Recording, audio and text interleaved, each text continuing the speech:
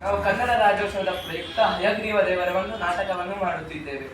ಬ್ರಾಹ್ಮಣರಿಗೆ ಯಜ್ಞ ಮಾಡಲು ವೇದಗಳ ಅವಶ್ಯಕತೆ ಇರುತ್ತದೆ. ಆಗ ಅವರು ಬ್ರಹ್ಮದೇವರ ಹತ್ರ ಹೋಗುತ್ತಾರೆ. ಮುಂದೇನಾಗುತ್ತೆ ನೋಡೋಣ.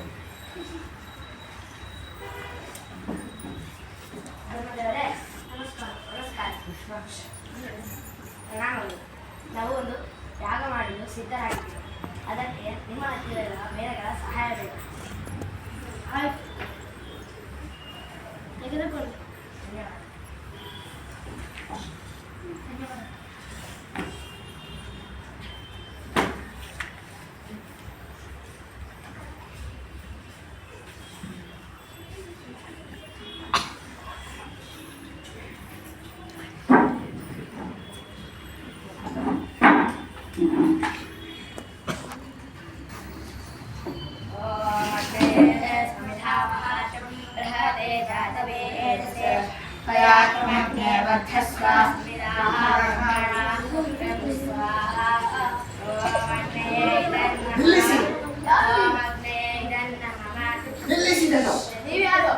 ನಾವು ಯಾವುದು ಮನೆ ಬೇಡ, ಆದರೆ ನಿಮ್ಮ ಹತ್ತಿರ ಇರುವ ವೇದಗಳನ್ನು ಕೊಟ್ಟು ಇಲ್ಲ ಎಂದರೆ ನಿಮ್ಮನ್ನು ಕಾಟ ಕೊಟ್ಟು ಕೊಂದು ಹೋಗುತ್ತೇವೆ. ನಾವು ಕೊಡುವುದಿಲ್ಲ.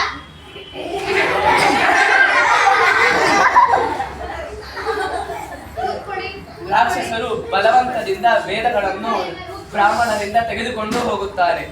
ಆಗ ಬ್ರಾಹ್ಮಣರು ಬ್ರಹ್ಮದೇವರ ಹತ್ರ ಬಂದು ಸಹಾಯ ಕೇಳುತ್ತಾರೆ.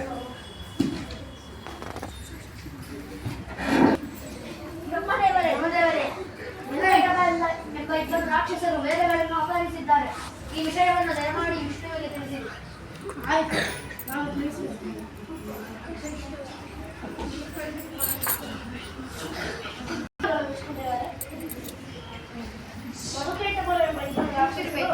ಬ್ರಾಹ್ಮಣರಿಂದ ಬಲವಂತವಾಗಿ ವೇದಗಳನ್ನು ತೆಗೆದುಕೊಂಡು ಹೋಗಿದ್ದಾರೆ. ಅವರು ನನ್ನ ಬಳಿ ತ್ಯಾಗ ಮಾಡಲು ವೇದಗಳ ಸಹಾಯ ಬೇಕು ಎಂದು ಕೇಳಿದ್ದೆ. ನಾನು ಕೊಟ್ಟಿದ್ದೆ.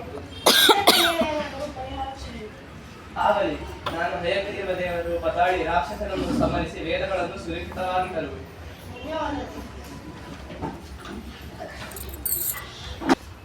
ಆದರೆ ಅದರ ಮುಖ ಮಾತ್ರ ಕುದುರೆಯ ತರ, ಆದರೆ ಮೈಯೆಲ್ಲ ಪುರುಷರ ತರ. ಎಲ್ಲಿದೆ ಅದು? ಅಲ್ಲಿದೆ. ಯಾರೋ ನೀನು? ಇಲ್ಲಿ ಯಾಕೆ ಬಂದಿದ್ದೀಯಾ? ನಾನು ಅತಳ ವಿತಳ ಸುತಳ ತಳಾತಳ ಮಹಾತಳ ಪಾತಾಳ ಜಗೋಲೋಕ ತಪೋಲೋಕ ಸ್ವರ್ಗಲೋಕ ವೈಕುಂಠ ಲೋಕ ಮುಂತಾದ ಲೋಕಗಳ ಅಧಿಪತಿ ಹಯಗ್ರೀವ. ನಾನು ನಿಮ್ಮನ್ನು ಸಂಹರಿಸಿ ವೇದಗಳನ್ನು ತೆಗೆದುಕೊಂಡು ಹೋಗಲು ಬಂದಿರುವೆ. ಇವನು ನಮ್ಮನ್ನು ಸಂಹರಿಸುತ್ತಾನೆ.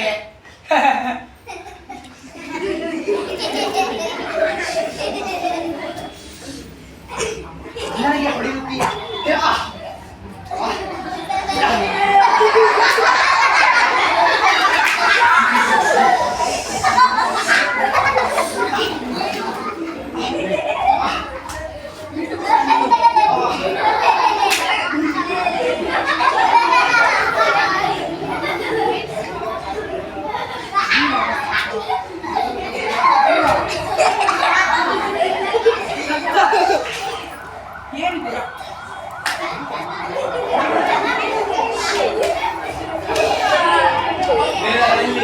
ಹೇಳುವುದಿಲ್ಲ.